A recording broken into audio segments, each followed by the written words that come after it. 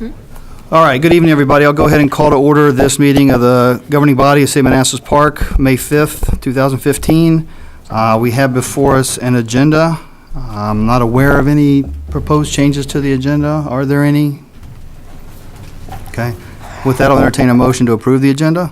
Motion to approve. Second. We have a motion and a second. Any discussion? All those in favor say aye. Aye. Any opposed? Abstentions? Motion carries unanimously.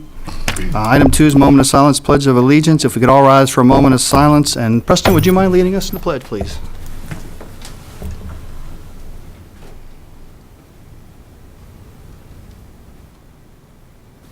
Pledge of Allegiance to the flag of the United States of America and to the republic for which it stands, one nation, under God, indivisible, with liberty and justice for all. All right, item 3 is citizen time. Is there anybody on the list to address the governing body? Yes, Brian Leeper. Okay, Mr. Leeper.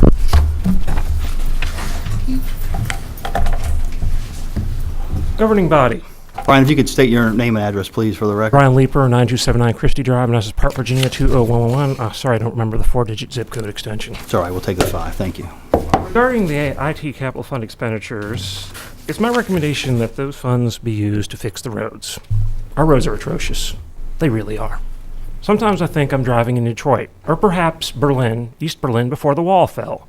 I don't know how you all can drive on those roads and think they're okay. I'm not saying that you do, but if you do, well, I'm not sure what's wrong with you.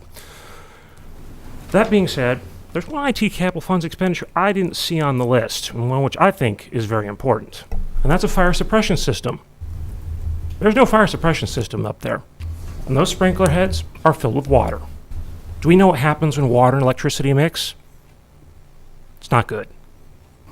So, I would recommend that be put in expenditure, capital expenditures, a fire suppression system. Because if that equipment gets wet, you're out of business. You've got nothing. So, having looked through the IT capital expense recommendations from F1, it's my belief that most of them, they're not needed. Okay, that was a sales job from F1. I looked through that list. They want to replace the phone system because they think it's 10 years old. You may recall, I was on the governing body at the time that we spent $40,000 to replace that phone system. Why do they want to replace it this fiscal year for $125,000? You might want to ask yourself that question. So I think the governing body would be foolish to even approve 25% of what they ask. And as far as the fire suppression not being on the list, F1 doesn't sell that, so I don't think they were too interested in pitching that to you, so I'll make that pitch. I don't sell fire suppression equipment either, but I know how valuable and important that equipment is. I know that if something were to happen up in that room, equipment catch fire, sprinkler head goes off, you're dead in the water. You are. Ditto for the police station. That's wet pipe sprinkler system there too. It's not a halon's now outlawed by EPA, but an FM 150 system is typically what's used, and I would highly recommend looking into that kind of system. So going on to hardware and software purchases, it's my belief, I believe this is a requirement in the federal government, I may be mistaken, that if you have a contractor that's responsible for recommending hardware and software, that same contractor not have that hardware and software purchased through them to avoid the situation where a contractor is motivated to recommend hardware and software which may actually not be needed but for the fact that they want to increase their bottom line. It's kind of a conflict of interest, and therefore I would recommend hardware and software purchases not be made through F1 but be made through another company, CDW, Direct to Dell, whatever. So those are my thoughts on the matter. Thank you. Thank you, Brian. Thank you. All right, up to item 4, presentations. 4A, Northern Virginia Transportation Authority presentation. Ms. Monica Backman has joined us to share this. Welcome. Oh, thank you. Good evening. I'm Monica Backman, the Executive Director for the Northern Virginia Transportation Authority. Thank you for inviting me here this evening to speak to you regarding NVTA and the City of Manassas Park. First, I do want to acknowledge Ms. Rischel. She is a member of the authority. Mr. Banks attends as her alternate, and Mr. Polk was a member long before we had any revenues to speak of. With. Those were the harder days, if you will. Okay, sorry, she Hit the down arrow. Got it. So what is the MBTA? And we are the preeminent transportation coordination, planning, programming, and funding authority in Northern Virginia. The authority was created in 2002, part of Senate Bill 576, as an act under the General Assembly. What does the authority? Hang on one second. Hey, Brian, please, can we hold it down back there and yield the floor? Thank you. Sorry. No problem. What does the authority do? We identify, prioritize regional congestion reducing projects. The regional and the prioritization are the two most important points in that particular bullet. And we work collaboratively with all of our jurisdictions to plan, prioritize, and fund these projects. And I do want to thank Ms. Alexander for working closely with the authority staff also. You probably can't read this chart too well, and even if you tried, it would be difficult to explain, but it tries to give an overview of the planning, programming, and funding process that we adhere to in Northern Virginia. It all starts with the authority's long-range transportation plan. Our current long-range transportation plan is Transaction 2040. In order for a project to be funded with MBTA revenues, which is the 70%, and I'll get into that a little bit, it must be in transaction, and that is a requirement under HB 2313, which is our funding stream. So in FY14, the authority received approximately $285.6 million in HB 2313 revenues. When the General Assembly wrote HB 2313 and it was passed, it was we were to receive an estimate of $300 million annually. Of that, 70% goes to the authority for regional transportation projects. 30% goes back to the locality where the taxes and fees are raised. Of course, we have the retail sales tax, the grantor's tax, and the transient occupancy tax. If you look on the screen, the highlighted part is the amount of the total amount that was attributable or was collected from Manassas Park. And it was about $1.3 million. So 2313, again, as I said, for regional transportation projects and that have been evaluated as part of HB 599. So HB 599 was adopted by the General Assembly back in 2012, a full year before the HB 2313 was adopted. It requires, and I already said that any regional revenue projects must be in the authority's long-range transportation plan. Well, they also have to be rated and evaluated as part of HB 599. The authority did receive an exemption for fiscal year 14 because VDOT is responsible for implementing and executing HB 599, and they needed an opportunity to get that process up and running. Also, the law before this most recent General Assembly excluded mass transit capital projects that increased capacity. But in the 2015 session, there was a law passed or bill passed, HB 1470, that says all projects that the authority funds out of the regional revenues must be in transaction and they must be rated and evaluated as part of HB 599. And the authority was going to do that anyway. So 30% funds distributed in 2014. As you can see, the highlighted portion there, Manassas Park received a total of $393,299. And again, 30% goes back to the localities where the taxes and fees are raised. Those funds are yours to do as you will, provided that they meet one of the 4 criteria listed above. They're to be used for additional urban or secondary road construction, other capital improvements that reduce congestion, transportation capital improvements, which are in the authority's long-range transportation plan, or public transportation purposes. Now, there is a caveat to receiving your 30% funds. You have to have a CN, commercial and industrial tax at 12.5 cents or equivalent in a dedicated fund for transportation. And you have to meet the maintenance of effort. The maintenance of effort is the average that you spent on transportation for fiscal years 11, 12, and 13. So HB 2313, the authority did adopt a project list for fiscal year 2014. This project list total at $195 million, almost $196 million. $122 million of that were pay-go, and almost $74 million were part of our bond package. The list included 34 regional and multimodal projects. And what I mean by that, we have transit projects. We also had highway projects, of course, and then we had projects that were continuation of highway and transit, which included sidewalks and things like that. Again, you probably can't see this list too well, but this is the list of the PAYGO projects, and this is the list of the bond-funded projects. To date of our fiscal year 14 project list, 91% of those projects have been advanced for funding. What does that mean?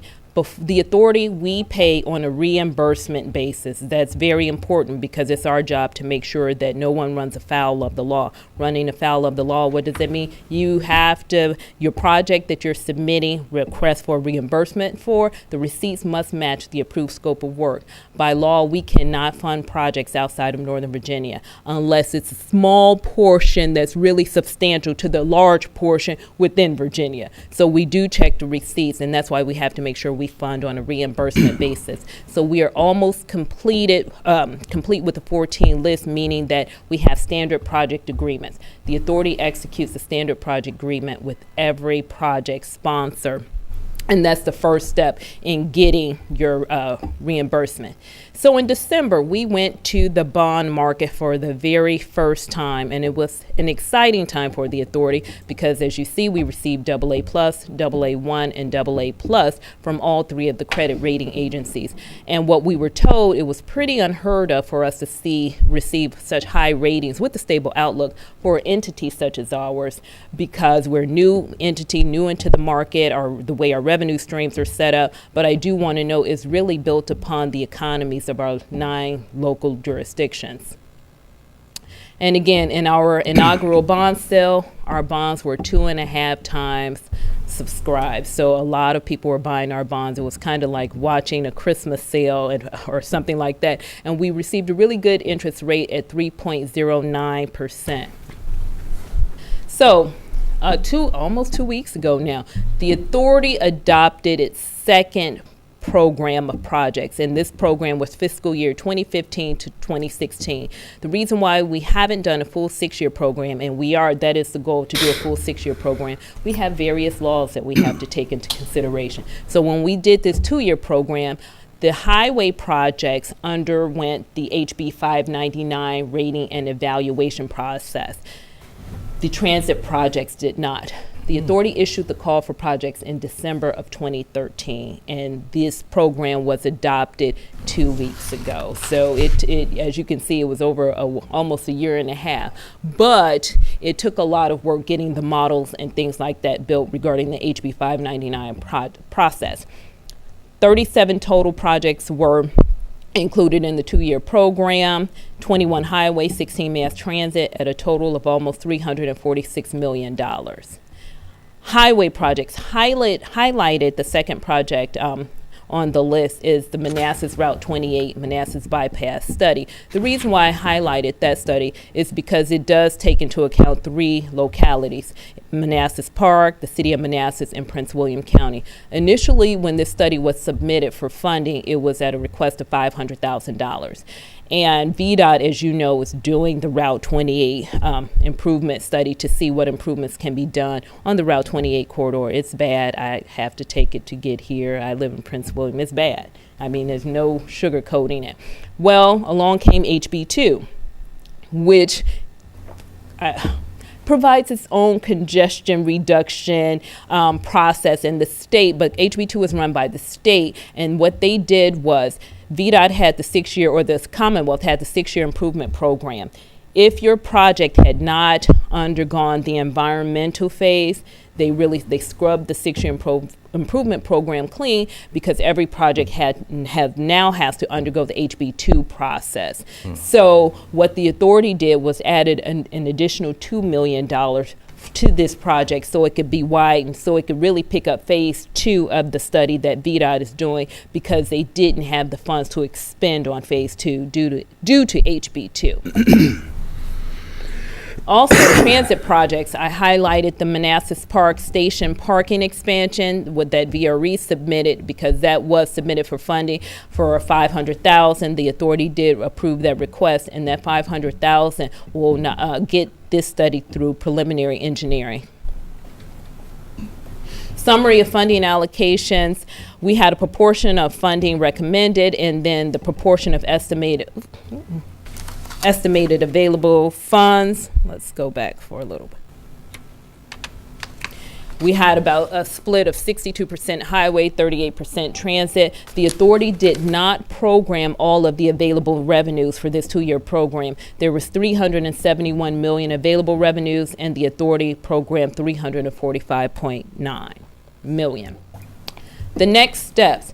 So the authority is working on its FY17 project list. Again, this is a 1-year program because this will be the first time transit projects will have to undergo the HB 599 process. We are working with the Department of Rail and Public Transportation, in addition to VDOT, to do a test of the transit projects or some of the transit projects to make sure the model gives us an apples to apples comparison for highway and transit. So neither mode is disadvantaged, if you will. Also, at the authority's April meeting, they approved the scope of work for the update to Transaction 2040. Again, transaction is very important because in order to be eligible for regional revenues, you have to be in transaction. We did issue the RFP, and we had a pre-proposal conference on Monday.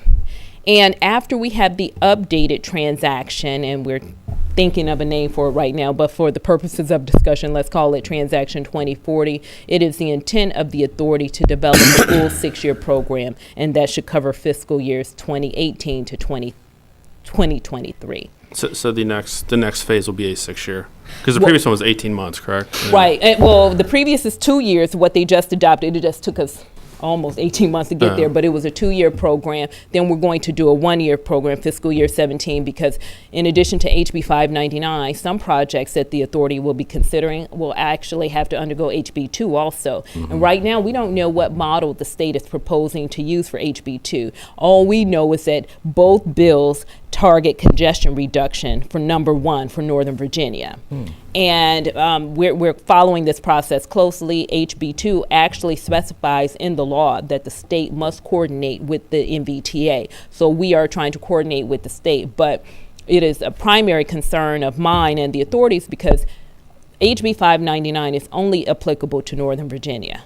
HB 2 is statewide, and both bills are targeted to do the same thing. But we need to make sure that they're not separate and unequal. We don't want the authority to fund a project that gets a favorable score for HB 599, but then its HB 2 score is low. So what happens to the project? Right. So we've been monitoring that. Outreach to date, we've held over 93 public meetings since HB 2313 was passed. We've had approximately 2,800 attendees, and we're really trying to get the authority's message out there regarding us being the preeminent transportation funding agency. And I do want to say that with the authority's adoption of the 2-year program, to date in 2 years, we have programmed $534 million, over $500 million for projects. We have interactive maps.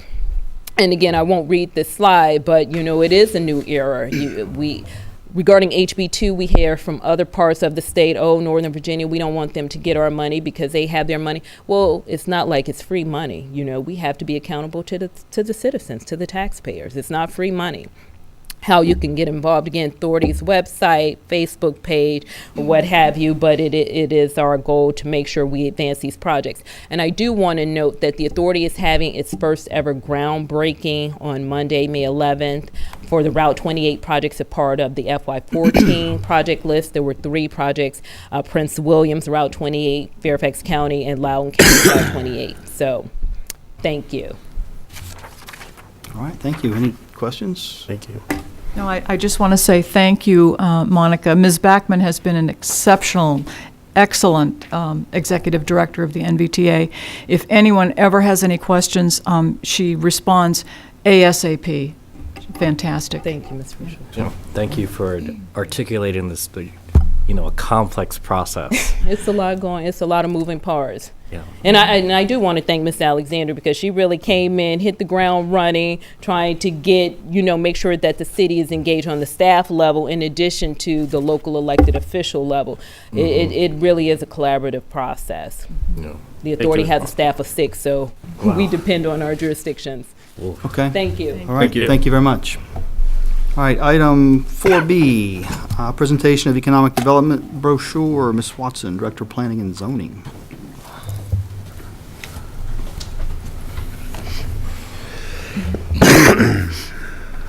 Good evening. Good evening. Before you, you see the final version of the economic development brochure that we had a dozen copies created so you would get a look and feel of exactly how they would be presented to the business community. I think that, and talking it over with Kim and Jen Duderman, there's just a couple of little teeny tweaks on a couple of pictures, but this document has been vetted by, the last time we brought it to you, we took your suggestions and your comments, and we went back and changed some things. We asked for comments from very well-known sources, especially the Flory Small Business Center, and then we came back and tweaked it again. As I said, the city manager and Jen Duderman have been working with me on this, and my part was a small part, but I think this is a good-looking product, and once you've had a chance to absorb it and look it over, we've already gotten a quote on a price of $500, and so we're just waiting for you to say okay. Comments? Thank you, Vanessa. I will review it and provide feedback and comments. Okay, so what you're looking for, some offline feedback after this? We're ready to go, but like I say, there's just a couple of little pictures that it didn't translate as well on the page, so we'd like to brighten those up. But other than that, this is ready to go. So What would you like for sort of final okay to go forward? Just a set, You can just send me your a feedback comments. period and okay. You want some- If you guys could look over it and send me your comments by Monday, that'll give you through the week and the weekends. Okay. May we have a little bit longer than that? Sure. Okay. About end of next week, would that work? Or One week? how about the end of next week? Okay. About Friday, the Whatever that Friday is. 6th, 7th, 8th, Yeah. 15th? That's Friday the 15th, does that work without disrupting a schedule? Sure. Yeah, Yes. that works. Thank you. Yeah. Thank you. we've been Thanks. working on it for a while, so I think another Nice, week would I be like fine. that. Very nice.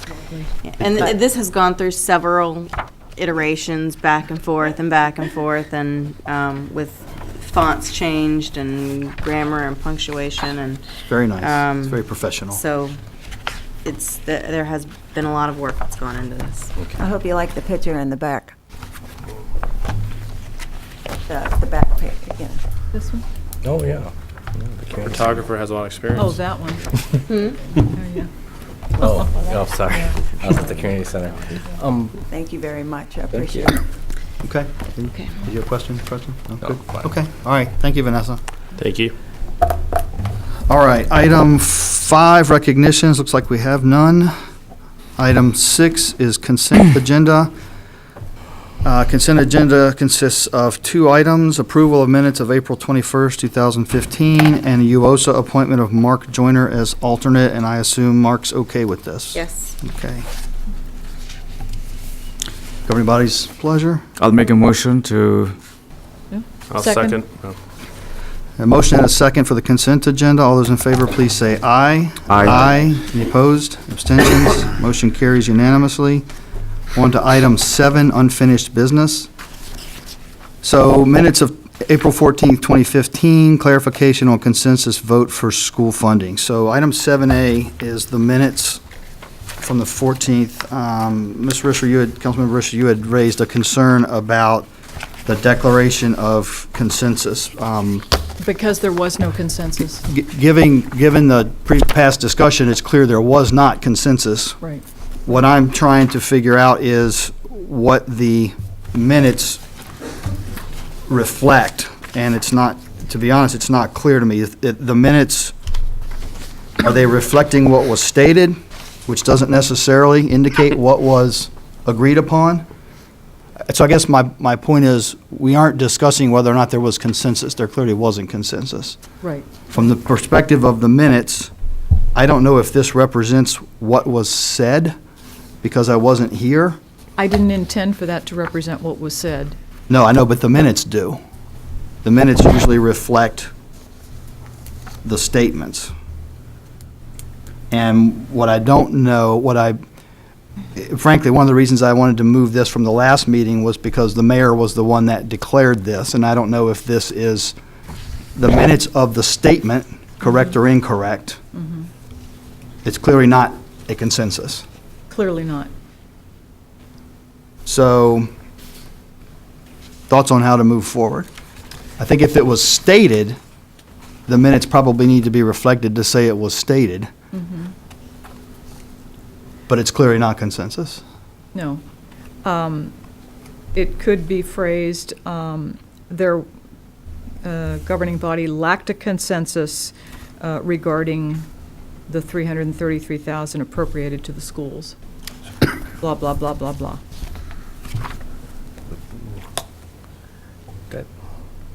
That has a negative connotation. Can you Well, say did not hang on a have? second, I just want to be careful. What minutes reflect are what was stated and actions taken at the meeting. And that's what I'm struggling with, not what the intent was or how we want to wordsmith what the intent was. Okay. And so, I mean, maybe this is an open enough question. Lan, are you available by any chance for just a quick question?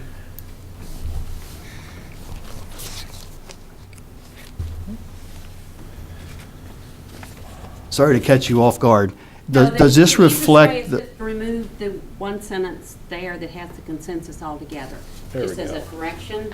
okay, it's a correction. It wasn't intended to capture the statement that was made, because I think Frank just kind of looked around and, but there was no consensus. I mean, nobody said this, this, and this. okay, all right. Thank you, Lana. I appreciate the clarification. All right, so with that, it would seem to strike Yeah. So that sentence will be struck Strike from the minutes. consensus is up to overtime. I'm sorry? Strike from consensus of governing body that 333,000 is appropriated all the way through have built up over time. That first two and a half lines, 2 and a fraction of lines, right? Page 12, Jeanette. Page 12. There's a underlined section. Okay, the entire sentence. Yes. So if I could get that in the form of a motion to approve the minutes with the correction of Of that. striking that sentence. Yeah, could I get Yeah. that in the form of a motion? So moved. Second. Okay, motion and a second. For clarity, the motion is to approve the minutes of April, what was the date again? 14. Approve the minutes of April 14th with the correction that the lines stating consensus of governing body that $333,000 appropriated to the city schools for 2016 budget and funding to come from their $3 million plus reserve fund that they have built up over time will be removed. Motion and a second. Any other discussion? All those in favor, please say aye. Aye. Any opposed? Abstentions? I'm going to abstain since I was not present. Not the so- meeting. Okay. Okay, so the motion carries 5 yeses, 0 nos, and 1 abstention. All right. I just wanted to clarify whether we were talking about what the result was versus what was said. What was said, okay. Yeah. Understood. Because I know I've said a lot of wrong things. Doesn't mean they don't go in the minutes, right? The problem is when it gets into the minutes, it becomes the gospel. When it looks like a result It versus a does. comment. It does, yeah. Correct, understand. Okay, so we're up to item 7B. So I'll take this one since I, along with Michael, led a committee to negotiate with the city attorney. You should have in front of you the final version of the legal services agreement to be considered. So it's I had put together a couple of comments. It's a proposed agreement, results of a couple of months of discussion among 8 of us, 7 of us as individuals, city attorney, 2 organizations, obviously the governing body and the city attorney. Quick history, we have been operating under an agreement that was approved by a previous governing body. Current governing body members requested some changes. The city attorney was amenable to discussing the changes. So we negotiated to this agreement, which has not everything that everybody wants, but does have something that everybody has requested. I think all the questions have been answered at this point. It reflects a cost savings to the city. I want to personally thank everybody for the dialogue, Michael for the support, city attorney for the discussion. I think this has everything we discussed. Mike's off. Mike's off? No, it's okay. Oh, okay. So I think this has all of the items that we wanted to discuss. I'll assert that I would expect, after all the discussion, that we would have a unanimous vote in the affirmative, and I'm prepared to support it if we will have a unanimous vote in the affirmative. So with that, is there a motion to approve the legal services agreement? Motion to approve the legal services agreement to move forward. Is there a second so we can have discussion? I'll make a second. Okay, we have a motion and a second. Now discussion. Jeanette? I have you a had question. Yes. You said that the vote is contingent upon a unanimous vote? No, I said my vote is. Oh, your vote is contingent? Yes, ma'am. Okay. My negotiating posture for this was, we had an agreement that was approved by the majority of the governing body. My expectation, and the reason we took 2 months to do this, was that we were addressing everybody's concerns to a reasonable point relative to a negotiation, that not everybody would get everything. So that's how I'm going to vote. Other discussion? I see.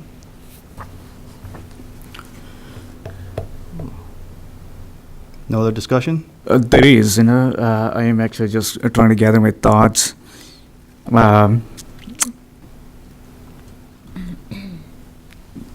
Can we adjourn for a brief second, governing body, only to have a quick discussion? No, I think we've got a motion and a second on the table. I'd like to move forward with the vote. I think we need to vote. We've had discussions, hours of discussions over 2 months. I think it's time to move forward with a vote. Please. I have a comment. I would like us to all be in consensus on this vote. That's my comment for each of us, and it's not a matter of, I mean, you can compromise or not, but just for all of us to be in approval of it. And if there's one dissenting vote, then we need to go back and hear that person and try to work on a better agreement. Well, to be clear, we're going to call the question. Yeah. I'm going to do a roll call vote. Right. I'll announce the vote. If the vote is not in the affirmative, if the motion does not pass, the contract renegotiation isn't done, and the current contract prevails. So I think that should be understood. With that, is there any other discussion? Michael, you made the motion. Your vote, please. I move to approve, so yay. Yes? Yes. Suhas, you were the seconder. Your vote, please. I'm going to abstain from it. Okay. Abstention. Keith? I vote no. Preston? I vote no. Jeanette? No, actually, hold on. Jeanette? A no vote means it goes back to the original. No. A no vote means this amendment fails. It means we go back to the original contract. Not to discussion like what Suhas mentioned Correct. that we're going to try Correct. to do. Correct. Not abstain. Jeanette? Yes. I vote no. The motion fails and the current contract remains in effect. By a vote of 1 yes, two yeses, 2 yes. 3 noes, 1 abstention. Are you serious? That was the vote. I This was a good faith negotiation okay. to arrive at a revised contract. I think everybody's members, every governing body members' concerns were identified and discussed. This was the opportunity to pull it off of the table and make changes. I indicated I would support it if there was a unanimous yes vote. There was not. So, because there were 2 no votes? This or an abstention, so therefore you fails. voted, therefore you voted, your vote was contingent upon how other governing body members voted, is that what you're I saying? passed my vote, I made my vote. I voted no. I indicated that I wanted my vote to be relative to the rest of the governing body. We can vote and change votes up to a certain point. But there was a motion to discuss And we had discussion. Had discussion. in closed session, though. There was just a motion for that. No, wasn't a motion. It wasn't a motion. All right, we need to- we need- I thought the majority of people were okay with the contract. I thought so too, that's why I was prepared to vote yes. You know, after yesterday, there was no more, I know. email That's why I traffic was or- prepared and expected to vote yes. okay, okay. All right, item 8 is new business, IT capital needs, presentation by F1.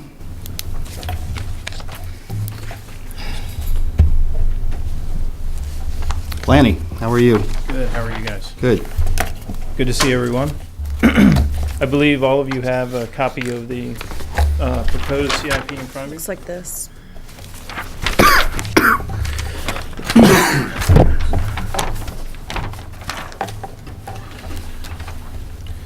This spreadsheet was developed as a plan for the next few years to address some of the current IT needs and some of the current IT shortcomings. Most of this is based on meetings that we've had with department directors, as well as our evaluation of existing systems. And it's been prioritized based on risk. So there are, in any type of potential financial expenditure, you want to evaluate risk. What is the risk to impact of city business? What is the risk to impact of the data center? And we've evaluated and tried to prioritize the funding as associated by risk, similar, as far as equipment failures, things like that. I know you guys have had some time to digest this. Are there any specific questions that you'd like us to address? Any questions, anybody? I think, like Brian and I, we have had meetings with you, Lenny, and we've asked for questions. We've discussed it. Some of the questions, Kim, you took some of those questions. Yes. Can we just go over those? Absolutely. If we could just go down the list, and I'll probably lump a few things together and ask you some questions, which That's you fine. can address. Okay. So the biggest question that keeps coming up is, are each one of these things needed on an urgent basis? And if so, why? Are they at the end of their useful life? Correct. So for the HP server warranty renewal and the Dell server warranty renewal, can you address those? Yes, so based on the year, obviously with a CIP, any financial plan you want to put together, most of this is hardware and software related, and it's based on a useful life of hardware components. Let's take, for example, HP server warranty renewal. There is an existing HP server in place that the warranty actually ends this year. The server will be 3 years old in September of 2015, and the warranty support ends, meaning that today, if there's a hard disk failure or if there's a component failure of the hardware, we can call HP. HP delivers that replacement part at no additional cost to the city. They also have support. They will actually send someone on your site to install it at no additional cost to the city. Once that support ends, any support that you would need, replacement parts, things like that, are at a full price. So this represents the cost of extending that warranty 2 years through its useful life of the equipment, at which time you would look to replace it. This one would not need a replacement because the plan is to migrate to more virtualized servers and to migrate to cloud services to become more efficient for the city. So this just represents getting the useful life out of the existing hardware that you have. So one of the questions which I had came for you, like about the HP server warranty as well as the Dell server warranty. Instead of the CIP, they should probably be considered operating costs, and then it should be actually going to the IT budget, not the CIP. That makes that's fine. Yeah, we can certainly move them to operating. Okay. It's possible that the server can be on a 5-year life as well too, because 3 seems pretty. So when you purchase a server or other piece of equipment from Dell, from HP, from others, a standard warranty that they deliver with your box, and this is true for workstations as well, is 3 years. You can buy at the time a 5-year, or you can then, if you choose to go 3, you can then extend it for 5, sometimes 6 years, depending on how long they'll actually support the independent product. But you're correct. The useful life is 5 years, which is why there are 2 years of extension. Right. The only question I see is probably, I guess, on the phone system as well, as Brian mentioned, $125,000. At my place of work, we have the same Cisco VoIP phone system, and we're quoted as having a 20-year life on the Cisco phones on those specific models. Okay. So I don't know, is it something that is a necessity? It seems it's. So when we first started, one of the first things I started doing was actually engaging vendors. I engaged Cisco, I engaged Dell, I engaged CDWG, all these folks, and a lot of Microsoft through the state contract. A lot of these folks are happy that the city is actually re-engaging with them to do business. When I re-engaged Cisco, I had them report on all of the equipment that the city owns, when it was purchased, in when it goes what they consider end of life.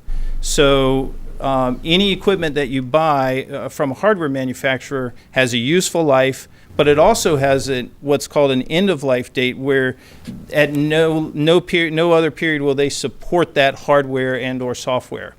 Based on the report back from Cisco, there are 9 components within your phone system. Of those 9 components, only 2 of them, one being the call manager software and another being one of the 2811 routers, actually are not end of life, considered hardware. Okay, so those 2 pieces can have support going forward. However, that support from Cisco doesn't have an end-of-life projected date on it. There are some configuration issues associated with that software. It's an engineering version versus a production version. On the call manager, how many versions of call manager do we use? Is it just for Commissioner Revenue and Treasurer, or is it? Call manager today, there are actually 2 different phone components of call manager, one located at the police department and one located here at City Hall. To be quite honest, the Cisco phone system is very expensive for the city to maintain. If you do not stay current on support with Cisco for those hardware replacements, things like that, you can end up spending a lot of time with the system or a lot of time swapping hardware. From a efficiency standpoint and an overall cost of ownership, I put the $125,000 in here so that the city can evaluate potential other systems and to start to plan for that. It could be that the city may find there's we could lump this in with greater bandwidth. Right now, the city has Comcast 50 meg bandwidth at 2 locations. It could be you find a phone vendor who brings you a voice solution that puts the hardware in place, provides you the bandwidth for your phone lines and your internet service at a cost savings, per month and per year that would quickly recoup any expenditure you would have up front. And that $125,000 is really more of a budgetary figure. So all of these numbers are not F1 numbers. These numbers are cost from CDWG or cost from Dell, not F1. We may not. And how many nodes are on each call manager for the police department? How big is the tree? Is it just 2 or 3? Because sometimes you don't need call manager if it's just 3 or 4. Yes, you realistically could have gotten by with a business unit like a BE 6000 unit. Would have been much better for the city. What you have today is not configured properly, and what time of purchase was realistically overkill for the size of the city. So the whole goal would be to try to reduce that efficiency. My goal is to try to reduce that budget number as it comes in. But in the first month of being here, I have to try to look at what the worst case scenario is and begin to plan for that. And then as we can, reduce those and become more efficient with them.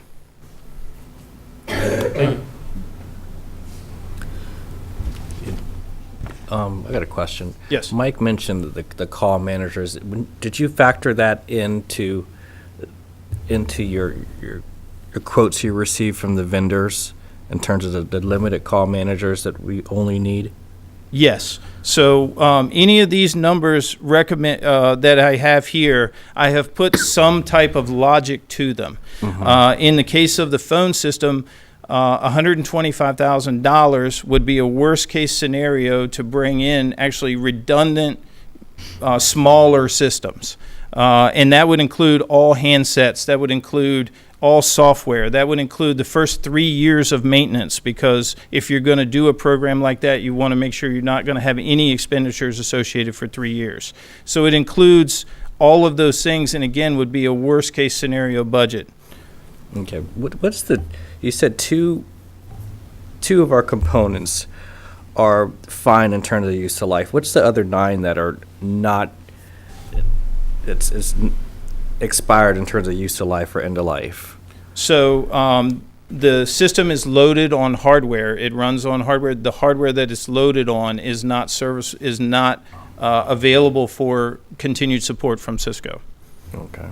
And then every handset. Wow. And that option you mentioned in terms of a vendor coming and giving us bandwidth, Yes. and it being cheaper per month.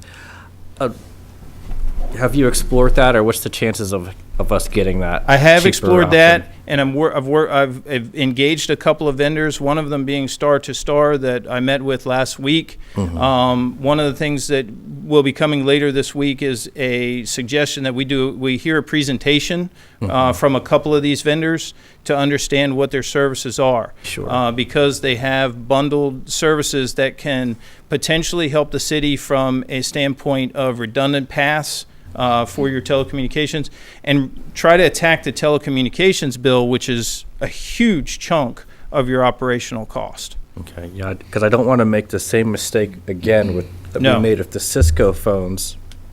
And this time I want to make sure we're efficient. Sure, and Cisco is a great system. It's a system that we support all over. It's a great system. However, if I were detailing and designing a system for the city today, I wouldn't go necessarily that elaborate. But we could retain the current Cisco phone VoIP system and You can for retain another it. 10 years. The only risk that we run today is if there is a failure in one of the components that's end of life, we're replacing it with something that's used, and or we're getting some type of workaround to actually get the system back up and running.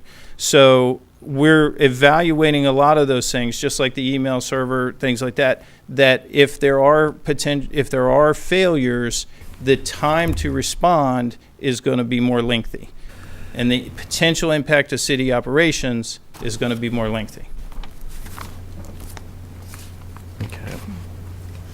So each item in this list is based on that review of the, I have an even more revised version of this. If you look at disk storage for PD, right above that there's a PD RMS CAD server replacement. In order to run the latest update for the CAD software that runs your dispatch system, we have to build a server that's more current software. It will not support what is currently running on. We can actually remove that cost for the server replacement. It was put in there when I first met with PD and we found out where that was. But if you choose to actually move forward with virtualizing the service, that cost can be removed and we can stand up a virtual server mainly for the cost of licensing. Have you looked at the hosted environment for all of them, moving all the servers into a hosted environment like at Rackspace and just virtualizing it there? Yes, I've looked at a lot of that. In my opinion, there's still going to be a need for premise equipment for the city for a period of time. To run your Windows operation, you're going to need, login and security locally on your premise. And currently, you recently invested in the Keystone application. Those servers are currently premise servers. I've spoken to them about when their operation could potentially be cloud available. You also run your own dispatch center in CAD that has security requirements and also availability requirements on your premise that need to be there. So you're always going to have a private infrastructure inside.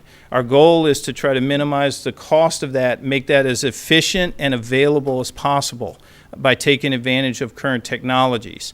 Not on old equipment, because if you run on old equipment, it's harder to respond.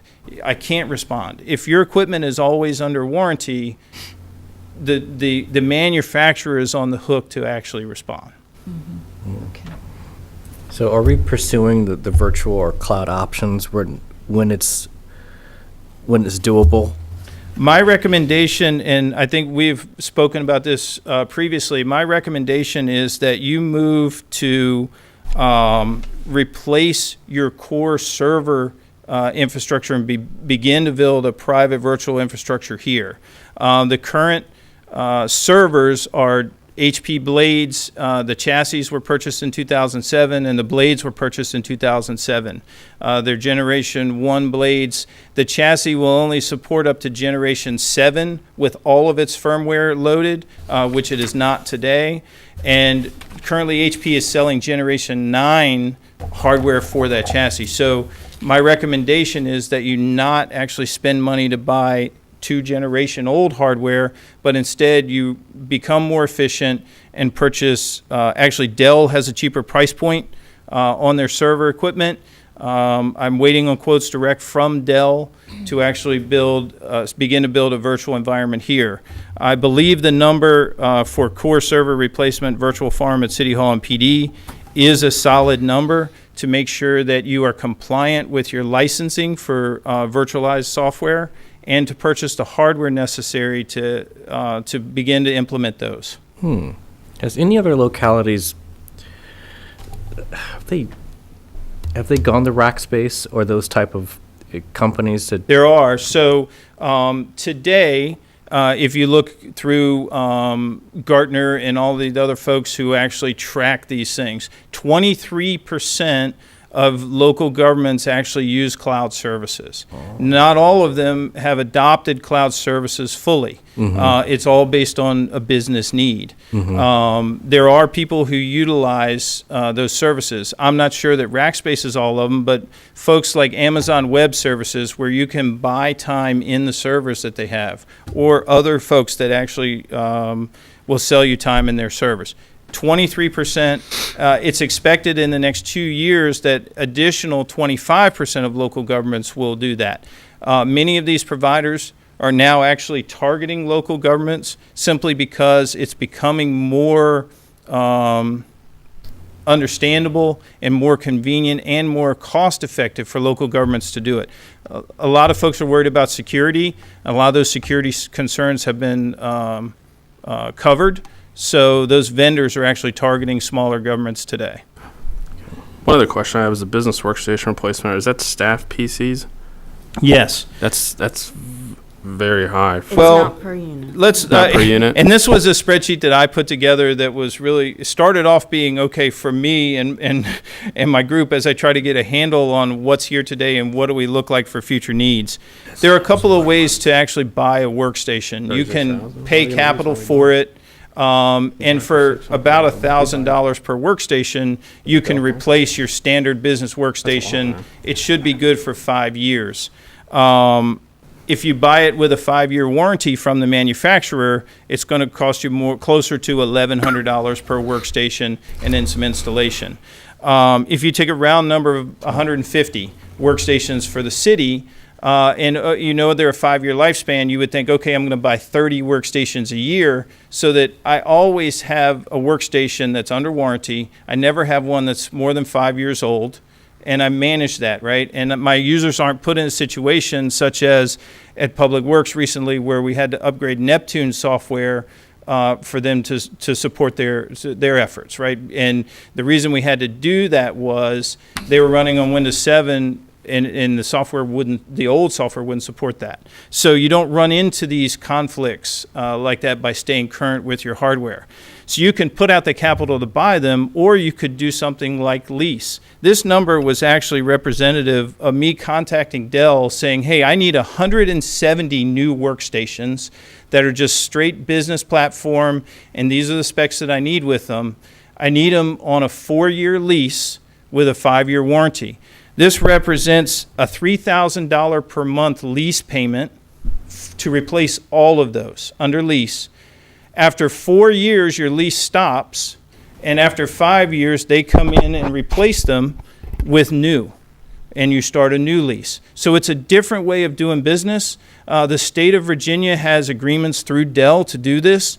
They also have enterprise agreements through Microsoft, which is one of the things I've engaged from some of the licensing costs you see in here. What is per unit? What does that come out to on average? Lease. It was $890, something like that, I think, per unit.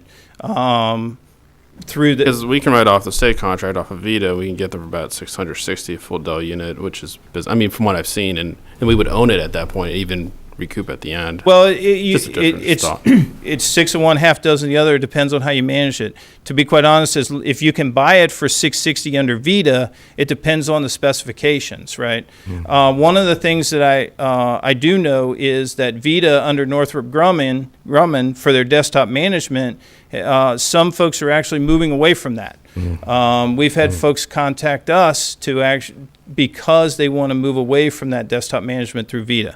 Again, but I have contacted Vita. I'm in touch with them on a couple of things. The DMV connections here, I'm in touch with them on their hardware and software to try to understand where the best and most cost-effective solution is for the city as you move forward. But this was, again, representative of, hey, if I just went to Dell and did this, which is going to be my worst-case scenario, what am I going to do? Now, if you decide to capital purchase 30 a year, so you never have more than, a piece of equipment that's not under warranty and it's not under 5 years old, you're still going to have about the same budget. So operationally would be the decision of how you want to manage it.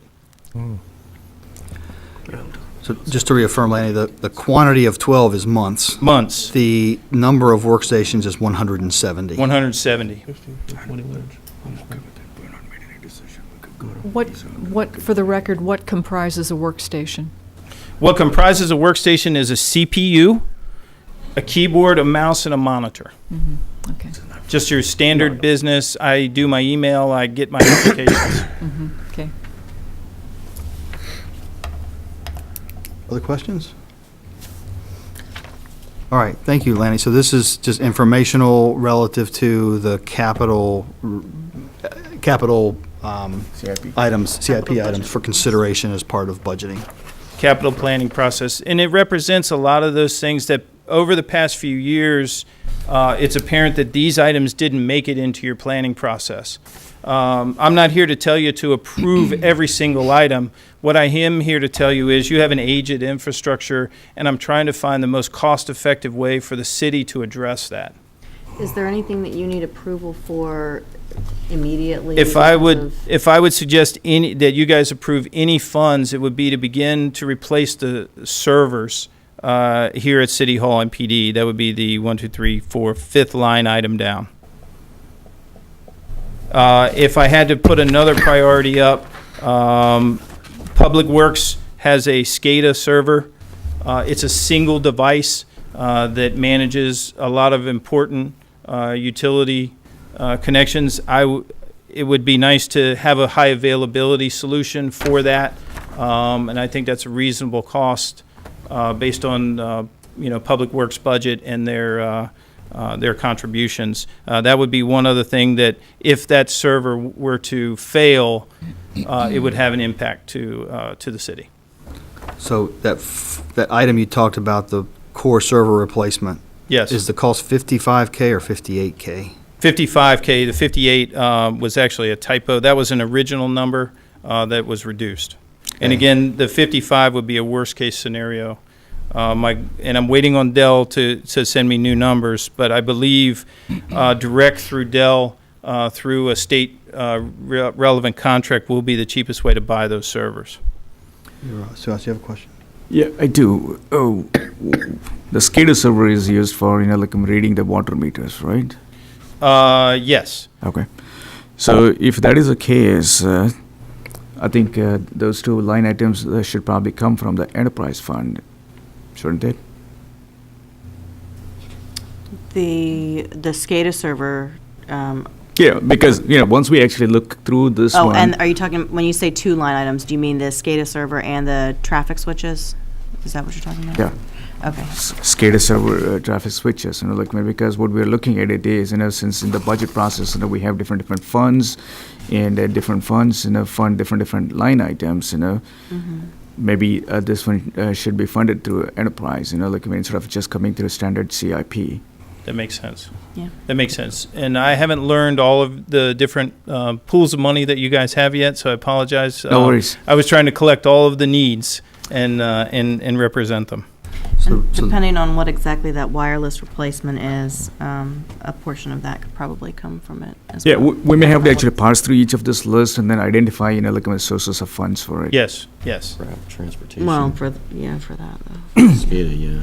And I had shared this list with the finance director, Gary, but I had a meeting with him to walk through it, but I had not had a meeting with him to discuss potential pools of money for it, just more to identify the needs that we had captured through that moment in time. So the recommendation is, it's a request that or a recommendation that we go ahead and approve an expenditure of up to $55K for the core server replacement and up to $10K for the Public Works SCADA server high availability. That's your recommendation, That would Lenny? be, if you want, yes, those would be those are a couple of priority items. Action. And I would want to look to you for your concurrence with that recommendation, or a hand up to say, hold, let's talk, or... No, I think that those two need to be done immediately. I mean, I think a lot of this stuff needs to be done immediately, but given everything that happened last week, the sooner we could move on those two items, the Would better. Are there funds in the 15 budget for these? Because these are 15 funded. No, there were no capital funds put in the 15 budget for any IT stuff. So like this. that was one of the questions, Kim, which we had discussed. Can we roll all of these into 2016? Because we are almost at the fag end of FY 2015. I mean, you could wait until FY16, but I don't think that that's a good idea for a couple of these things. I put them in a 15 column, and Kim is correct that if, in a perfect world, you would address all of these in the 2015 column today. To be quite honest, there's not enough people or time to do that.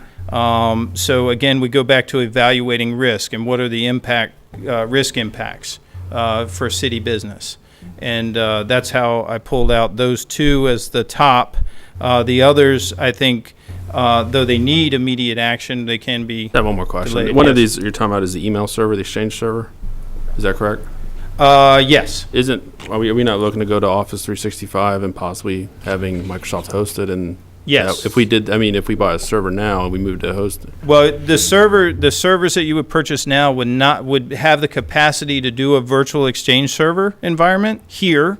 However, when it came time to migrate that Exchange, we wouldn't necessarily do that. The servers that you have that are on here would service that Exchange if it was decided to keep it locally as opposed to going to Office 365.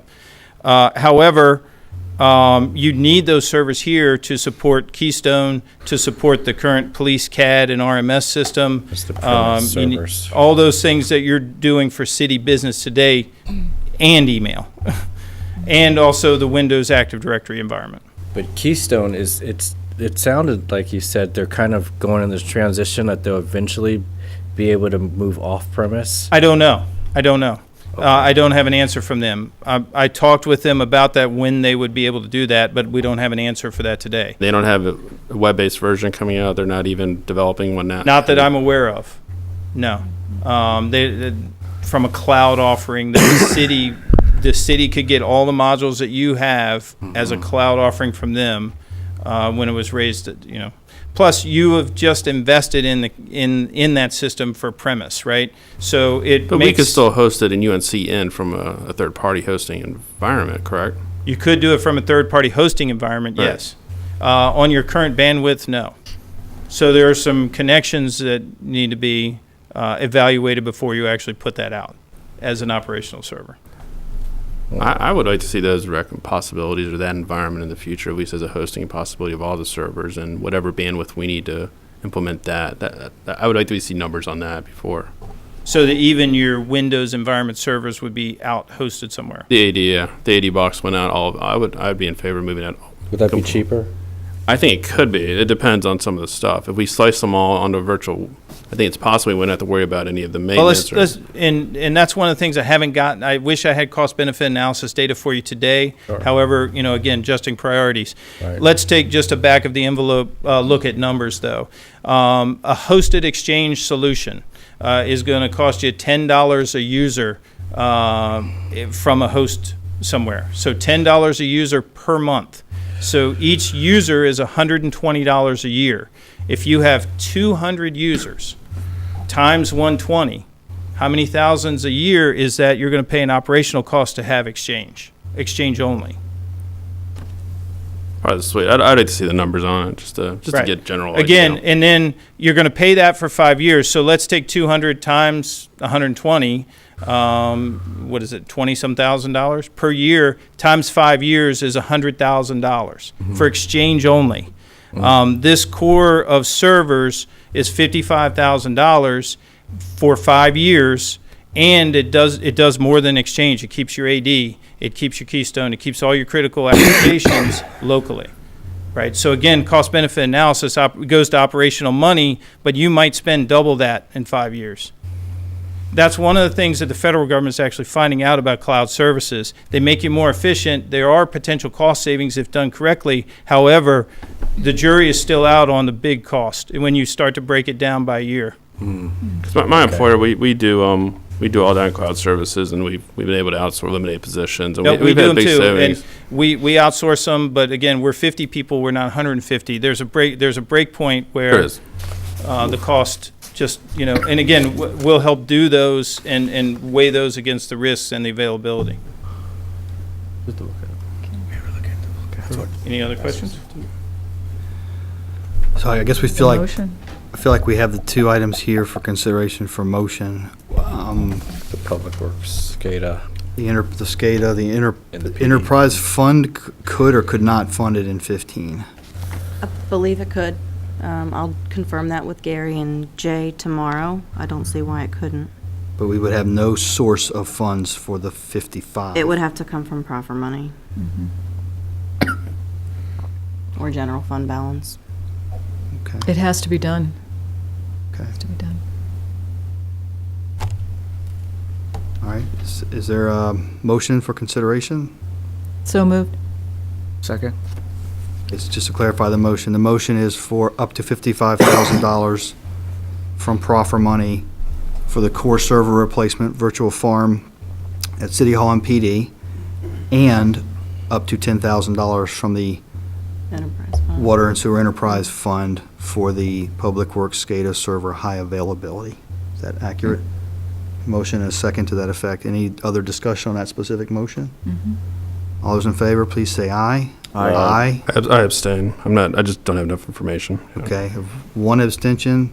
Is it yes for everybody else, or Yes. any no's? Yes. Okay, so the motion carries 5-1 with that expenditure. Okay, and what we'll do is we'll go back and redo this and see what we can move to 2016 and see if any of these numbers have come down after. They the have, and additional that's why I say I have an updated version of this, and I'll make Okay. sure you folks get a copy.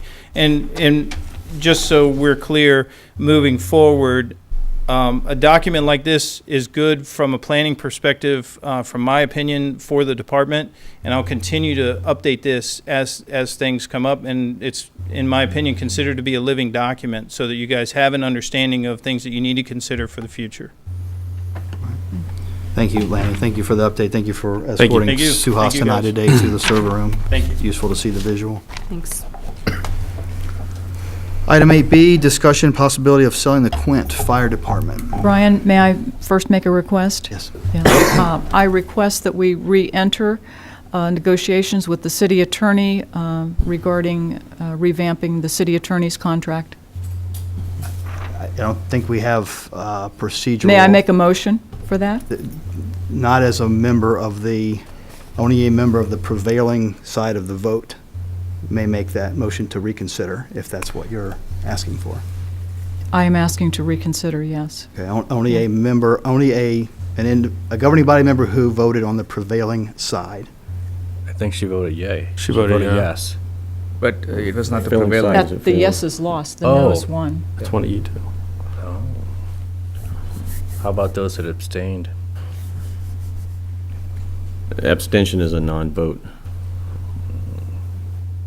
So no one wants to re-enter negotiations, is that correct? We have up to the next meeting Uh-huh. to consider that. The meeting subsequent to the meeting where a vote was cast, Mhm. a member of the prevailing side can make a motion to reconsider. Mhm. So up to the next meeting that could occur. Okay. Well, I guess if it has to be, it has to be. I mean, if that's the rules. Can I make a suggestion that, we're Please. going into closed meeting, perhaps this is something we could discuss in closed meeting? I'm comfortable with that. That was the Sure. Yeah. the mention earlier. Well, Yeah. I expected the earlier one to be a repeat of what we've done already, which is just continue to hash over the details. I think this is a discussion about, all right. Right. All right, discussion, possibility of selling the Quint.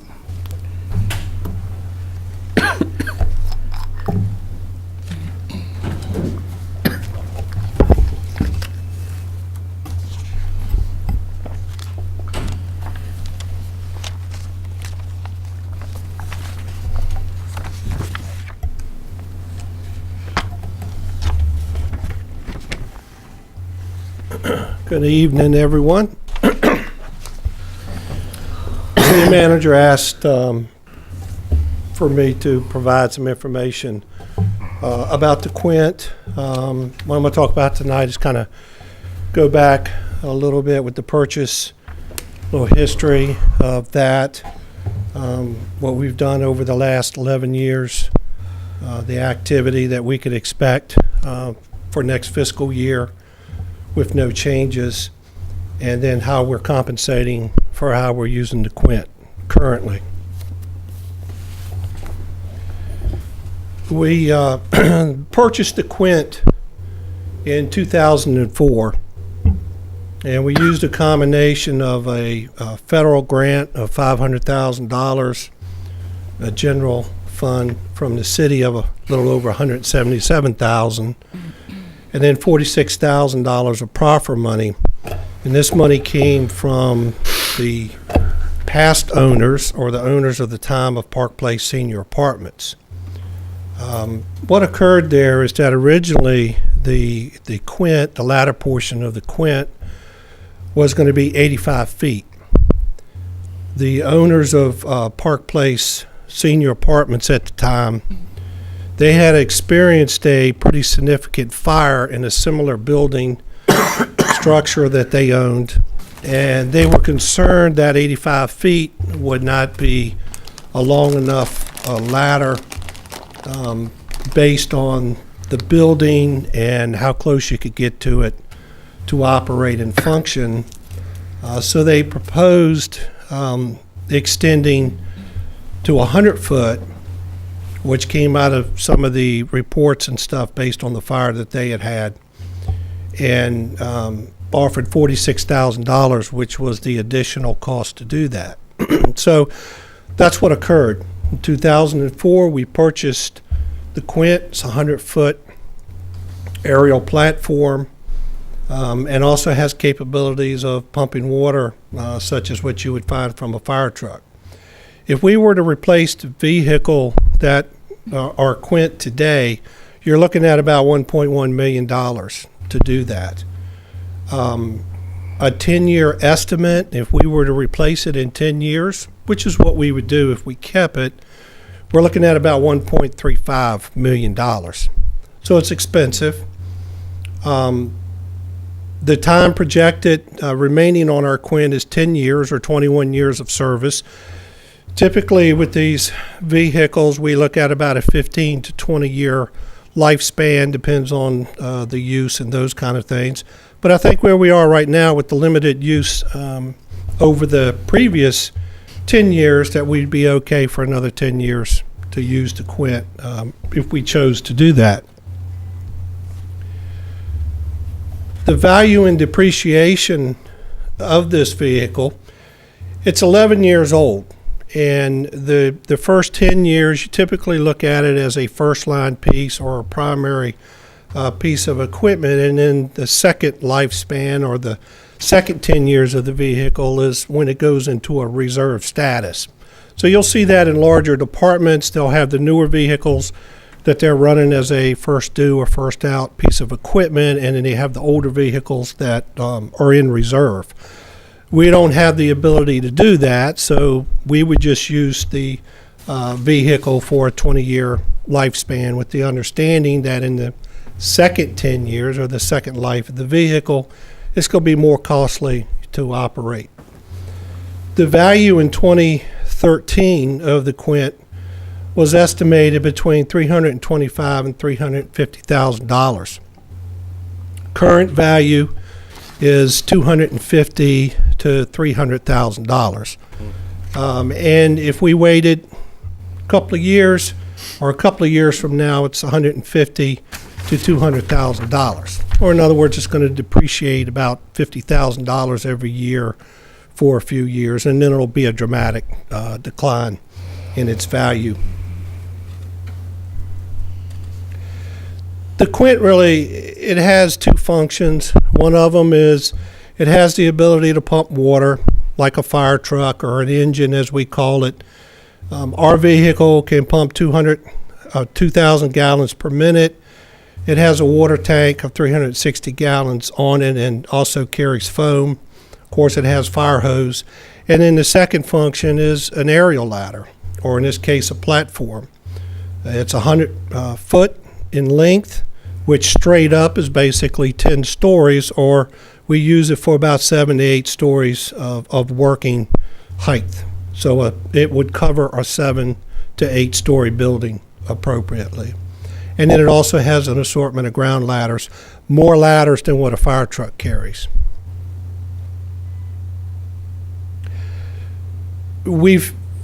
Since we've had the vehicle, we've looked at a lot of different staffing models. We've tried to do a lot of different things. The NFPA 1710 standard, which is deployment of fire suppression operations for career fire departments, is one of the standards that we use. It recommends that a fire engine or a ladder truck or a Quint, which is providing single services. And what that means is a Quint can do two things. It could be an engine, it could be a ladder truck.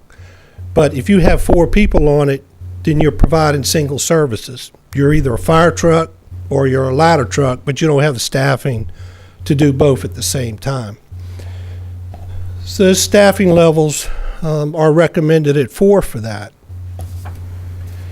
In our plans of trying to improve staffing, one of the things that was done was the city went through a study in 2006.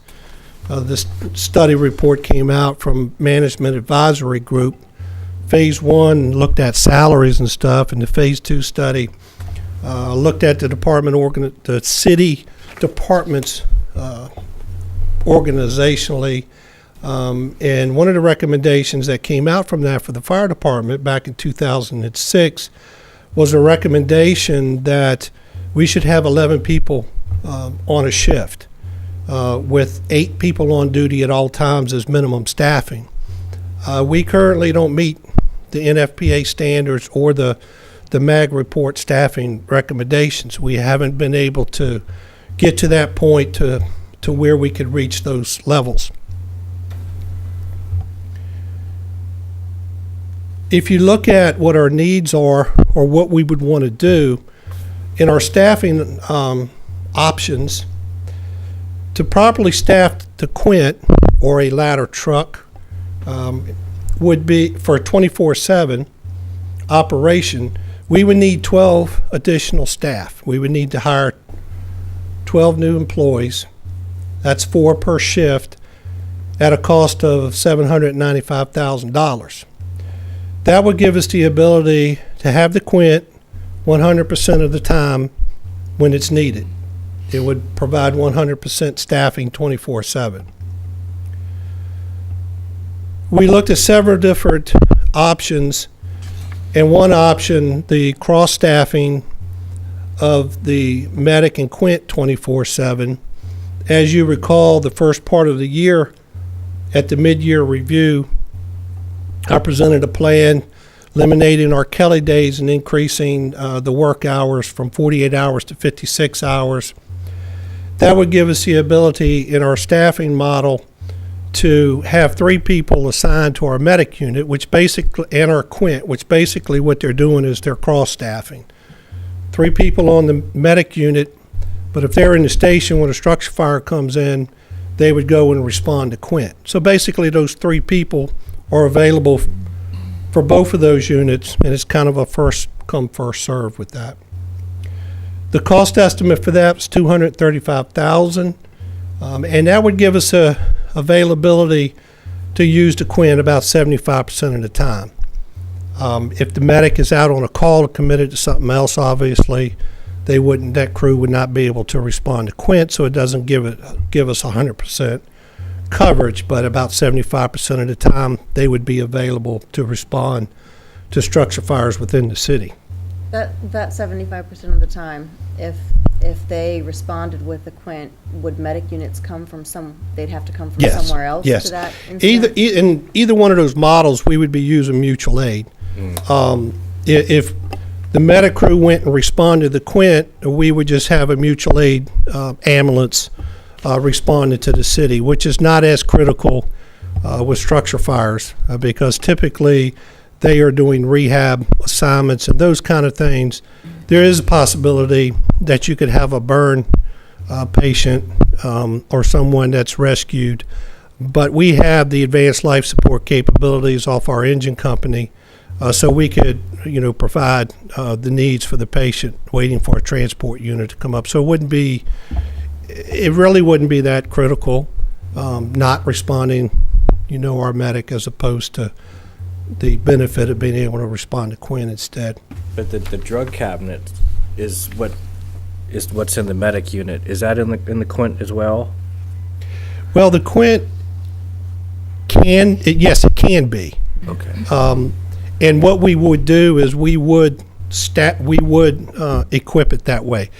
It is on the fire truck, on the engine. Okay. So that they have the capabilities of providing advanced life support off of the engine company with that. So if we don't change anything going into fiscal year 2016, this is the activity or the cost or commitments that we'd be looking for. On average, Prince William County borrows the Quint 10 days a year, and Manassas City borrows the Quint 15 days a year. Now, what that does is that does provide emergency services to our city because they're essentially borrowing the Quint so that they can staff it to respond to our city because their ladder truck is gone for maintenance or what have you. So it gives that ability of responding into our city and providing emergency services. Do you have any data how many times the Quint or a ladder truck was used in our city for the last year or so for a structure fire? Yes. We've it's about 900 times over the last 10 years, I believe is what it is. But we can pull the data of how it's about 2 times a week is what it averages out to. in the, in the city. That doesn't sound like a large number, but this is responding to structure fires and stuff. So it could be something as minor as an small electrical fire, or it could be something a little, more major. We kind of have our ups and downs. Just to give you some information, over the last 3 weeks in the city, we've had 4 what we refer to as fires. One of them was a residential fire that damaged a second home some and displaced some residents. We had 2 townhome fires in the last 3 weeks that displaced residents. One of those damaged 6 townhomes. So it was pretty significant with that.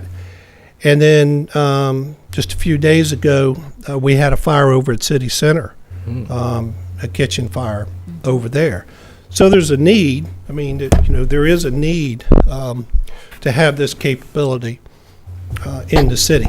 And you use them for not only the multi-level residencies, like the apartments, like City Center, but also I hear the townhouses and single-family homes as well, like a chimney or something. Yeah. Right? Oh, yes. Yeah.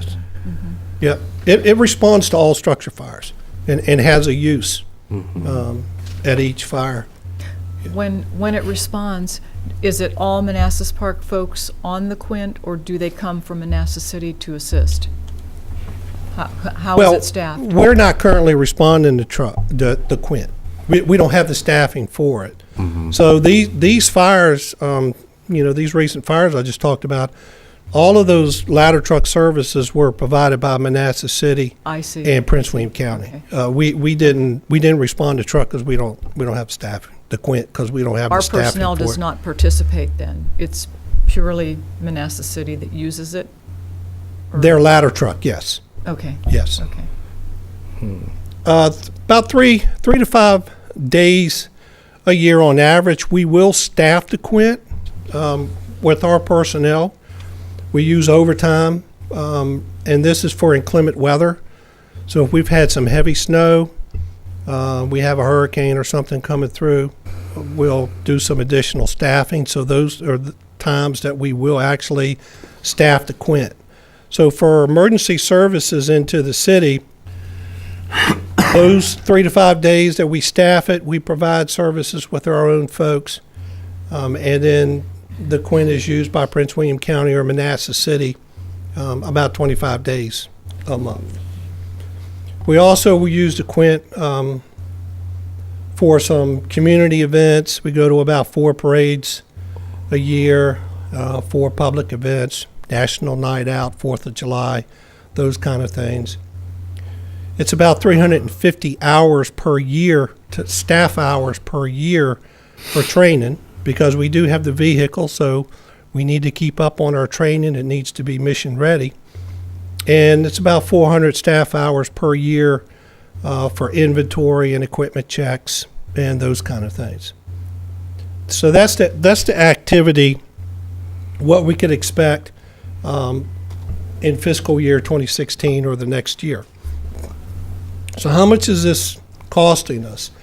Well, other than the staff hours and things, there's a breakdown on our maintenance cost over the last 5 years. It runs about $18,600 is what the average is on that. You could probably expect for it to be a little bit more each year as it gets older.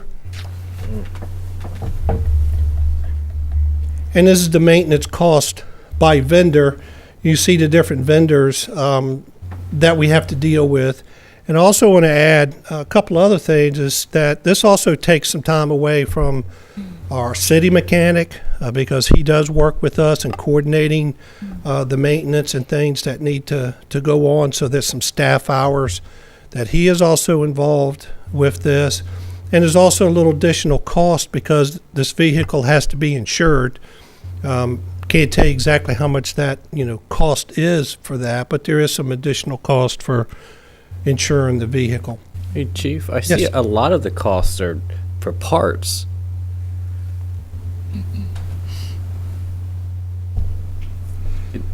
What's exactly going on with the Quint? I mean, is it falling apart, or?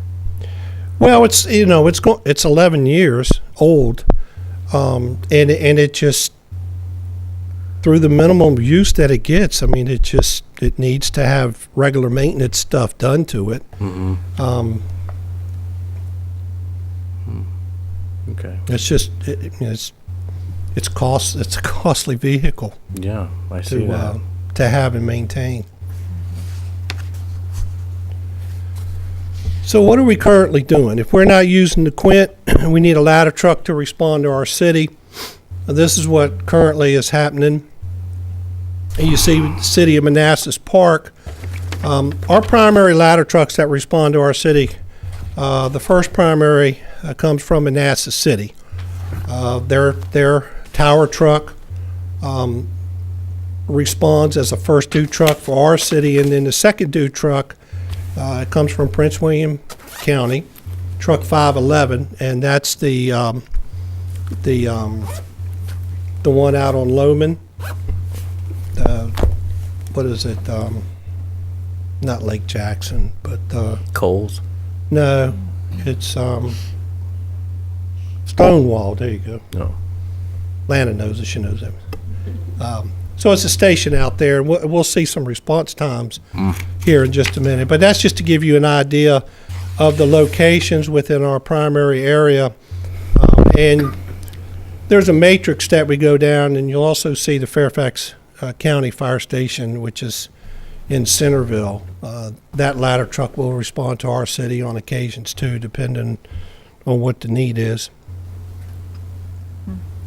So taking a look at that, what we do is we look at the response times and we apply it to the standards. The ladder truck that comes from Manassas City, using City Hall here as an address, the response time to City Hall is 8 minutes for that ladder truck. And you'll notice it's in green with a check because that meets the standards, the NFPA standards. Ladder trucks with the standard, you look for them to be 8 minutes or less to respond to an incident. So using them as the example, they can get to this part of the city within 8 minutes. And time, it'll be a little extension on their response time if you're going, to the east to Place Senior Apartments or down into the Park Station area, congested area, and a couple of more minutes different going down to the elementary schools. And if you adjust that for the west side of town, they'll be a little outside of that 8-minute response time to the city structures such as the police station, public works, and then of course the community center. They would exceed the 8-minute response time. But the majority going down Euclid, which they could get to the middle school and the high school within 8 minutes, and they would be less than 8 minutes on our 8-acre track. If we build the 7-story building there, they actually would be within the response time for that building. So the coverage is fairly decent from the ladder truck from Manassas City. 11 is our next due truck, and then 25, which is out at Nokesville, is our third due truck coming to the city, and then we kind of have a break point there where we would likely be calling Fairfax County to send a ladder truck from Centerville area, as opposed to 13 and 12, which are starting to get out to the east end part of the county, out to Dale City, and actually, if you look at the last one down there, 31, that's the ladder truck out at Quantico. So you know how far Quantico is from here. That's a pretty 44 minutes. That's a pretty long response time waiting for a ladder truck. So that would be the matrix of the list there of how we would go through and have ladder trucks responding into the city. If one wasn't available, they'd go to the next one to respond.